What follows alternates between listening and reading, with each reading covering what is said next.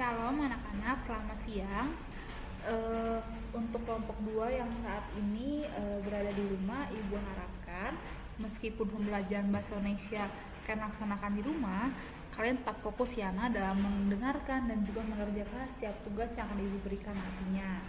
Nah, nanti seperti biasa, kemarin kan sudah tahu ya anak-anak, kelompok 1 tugasnya akan dikirimkan di Google Classroom dan kalian akan mengirimkan tugas tersebut di Google Classroom ya setelah ini. Langsung kalian kirimkan.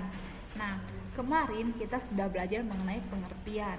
Lalu juga kita sudah mempelajari mengenai ciri-cirinya dan juga kemarin kita sudah mengupas sedikit bagaimana cara kita menemukan fakta, lalu menemukan kata-kata baru dari teks tersebut, lalu juga bagaimana kemarin kita juga mempelajari masalah apa yang terkandung di dalam teks tersebut. Nah, sekarang kita akan lanjut ke bagian selanjutnya, bagian keempat, yaitu mengenai struktur teks eksplanasi. Nah, struktur teks eksplanasi sendiri ada 3 ya anak-anak. Yang pertama yaitu identifikasi fenomena, di mana nantinya kita akan berusaha mengidentifikasi atau mengulas lebih lanjut mengenai fenomena yang sedang terjadi atau yang akan terjadi atau yang sedang terjadi saat itu. Yang kedua yaitu rangkaian kejadian. Rangkaian kejadian itu berkaitan dengan bagaimana proses kejadian tersebut. Dan yang ketiga yaitu ulasan. Ya, ulasan ini biasanya berada di paragraf paling terakhir ya anak-anak. Nantinya kita akan mencoba melihat struktur-struktur ini langsung dari teks yang akan kita baca selanjutnya. Seperti kalian ketahui bahwa bahasa Indonesia tidak mungkin terlepas dari teks ya anak-anak. Jadi kita akan belajar banyak membaca, dan membaca.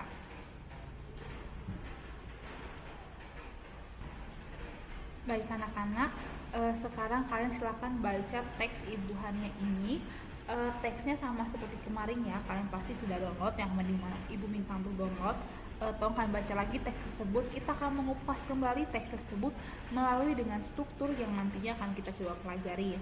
Silakan kalian baca teks ini selama 8 menit ya. Silakan kalian baca selama 8 menit.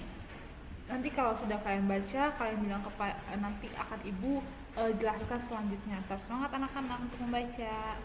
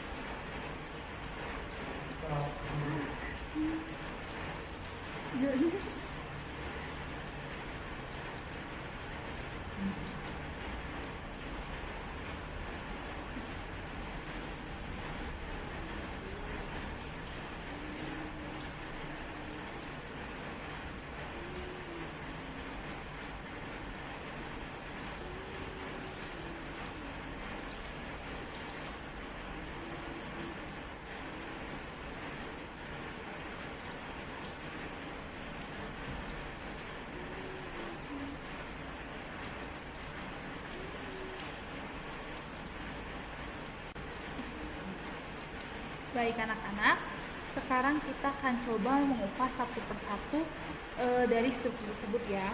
Yang pertama tadi identifikasi fenomena. Nah, ini kan perhatikan, Ibu Hania sudah berikan warna-warna yang berbeda pada setiap struktur. Yang pertama itu identifikasi fenomena. Mengapa paragraf pertama disebut sebagai identifikasi fenomena? Karena dalam paragraf 1 itu dijelaskan mengenai bagaimana proses terjadinya dari pengertian dari tsunami tersebut. Contohnya nih, tsunami atau secara etimologi berarti ombak besar di pelabuhan, adalah gelombang air yang besar diakibatkan oleh gangguan di dasar laut seperti gempa bumi. Nah, dia mengidentifikasi terlebih dahulu atau mengklasifikasikan terlebih dahulu bencana apa atau fenomena apa yang akan coba dikupas atau diulasnya dalam teks eksplanasi tersebut.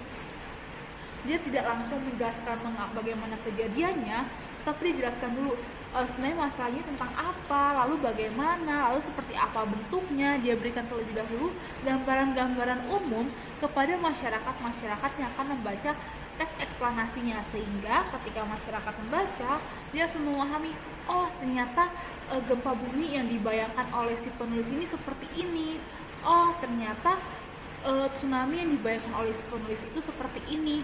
Nah, seperti itulah gambaran dari identifikasi fenomena yang Ibu coba tunjukkan kepada kalian. Yang kedua yaitu rangkaian kejadian. Seperti kalimatnya saja ya anak-anak, rangkaian kejadian. Ada serangkaian kejadian yang sehingga membuat penulis membuat teks eksplanasi ini. Contohnya, kalau misalnya nggak ada kejadian, tidak mungkin si penulis bisa membuat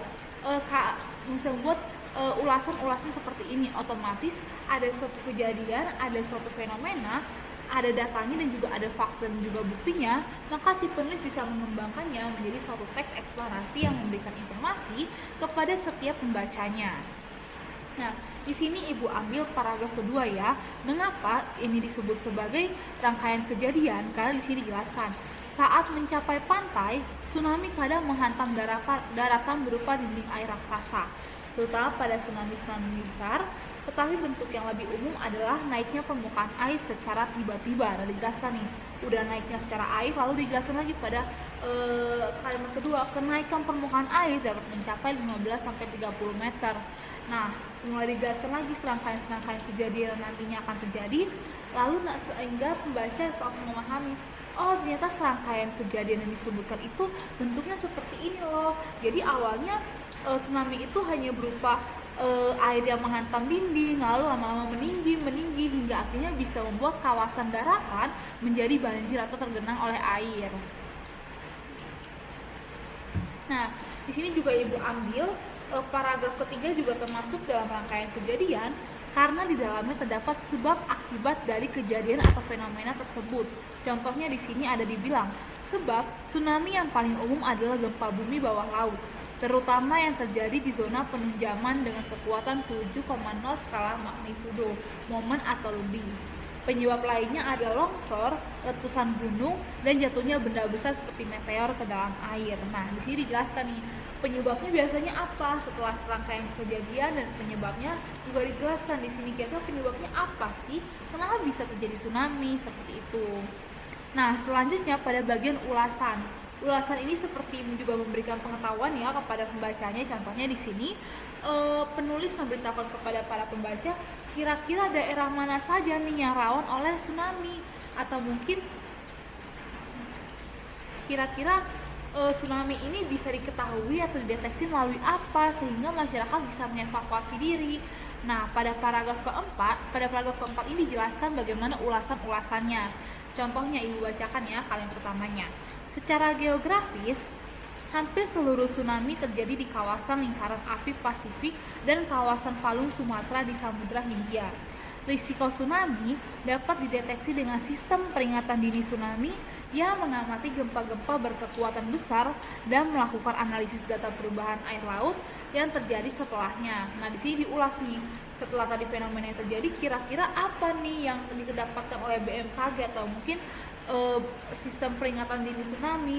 Nah, itu dia menemukan kalau misalnya ada gempa yang besarannya segini, kira-kira menyebabkan tsunami atau tidak. Nah, dari sini diketahui nih bagaimana cara mengatasinya.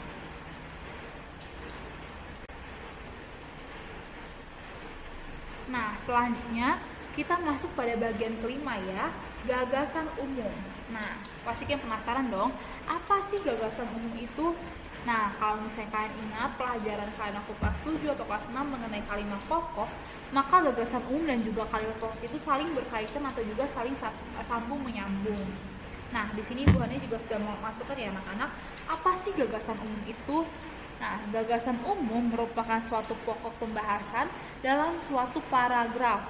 Nah, gagasan umum akan dipadukan hingga menghasilkan teks yang lebih ringkas. Jadi, kayak tadi kita baca ya anak-anak, teks eksplanasi yang tadi kita baca itu sangat panjang. Nah, ketika hanya gagasan umumnya saja yang kita ambil dan kita satukan menjadi satu paragraf yang utuh, maka teks yang terbentuk dari kumpulan-kumpulan gagasan umum itu akan menjadi satu teks yang ringkas, sehingga pembaca mungkin lebih mudah menemukan makna, informasi, atau mungkin yang lain sebagainya dari teks tersebut. Akan tetapi tidak selengkap dari yang tadi yang kita baca teks eksplanasi yang panjang, karena namanya saja gagasan umum, hanya gagasan-gagasan utamanya saja yang dimasukkan dalam teks tersebut, atau hanya kalimat-kalimat pokok saja yang dimasukkan dalam teks tersebut. Nah, selanjutnya, teksnya masih sama seperti yang tadi, dan tentunya kalian tidak perlu baca lagi anak-anak, karena kalian tadi sudah baca, kalian sudah berkali-kali membacanya, pasti lama-lama kalian hatam ya. Nah, di sini Ibu Hania sudah masukkan nih, kira-kira gagasan umumnya pada paragraf nomor 1 itu yang mana? Nah, pada paragraf nomor 1, gagasan umum yang Ibu pilih yaitu pada kalimat pertama. Kenapa?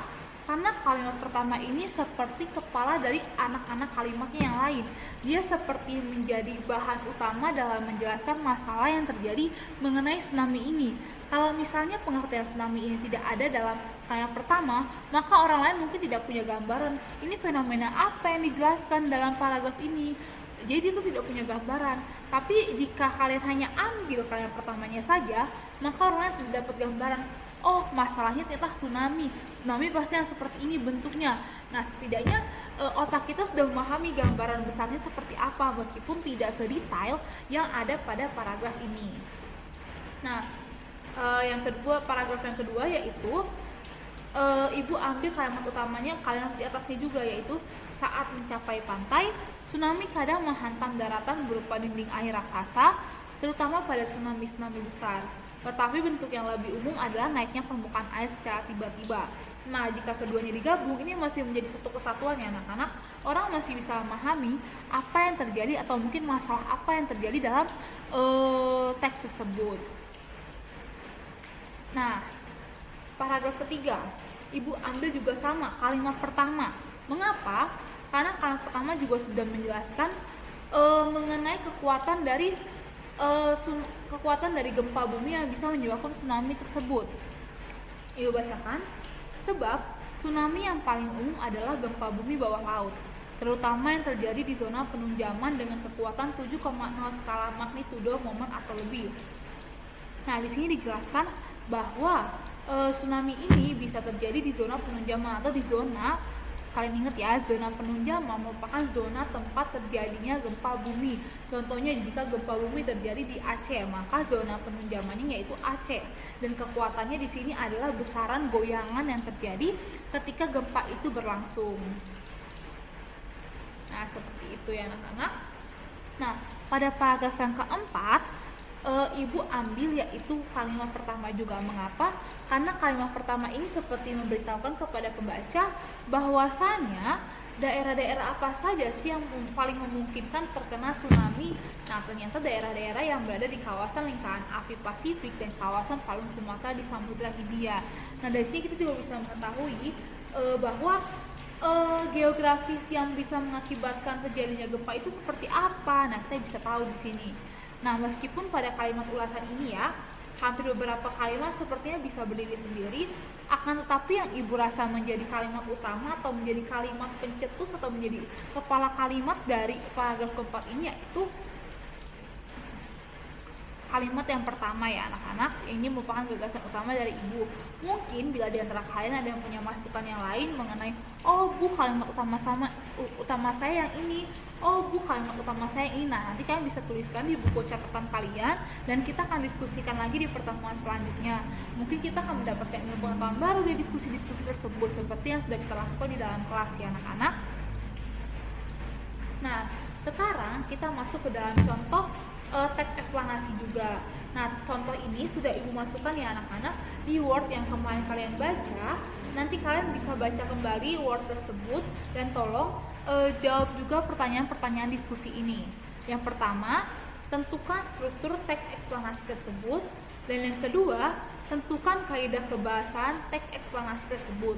Tolong kalian jawab, kalian foto jawaban kalian dan masukkan ke dalam Google Classroom supaya Ibu Hania bisa menilai dan Ibu Hania bisa melihat, oh ternyata di rumah kalian belajar dan kalian bisa memahami pembelajaran Ibu Hania hari ini, supaya pertemuan selanjutnya kalau kalian tidak paham, Ibu Hania bisa ulang lagi materi-materinya sehingga kita sama-sama mendapatkan ilmu pengetahuan yang sama dan tidak ada timpang tindih atau mungkin oh dia bisa lebih pintar karena hanya mendengarkan ini, oh dia sudah seperti ini. Nah, kita harus mempunyai satu pemahaman yang utuh ya anak-anak di dalam kelas ini. Nah, jadi silakan kalian baca ya anak-anak, terserah mau baca dari sini atau mungkin dari Word-nya, tapi alangkah baiknya kalian baca dari Word-nya saja ya anak-anak. Mungkin dari sini kalian bacanya kurang puas, lebih puas melalui Word-nya. Silakan dibaca ya anak-anak.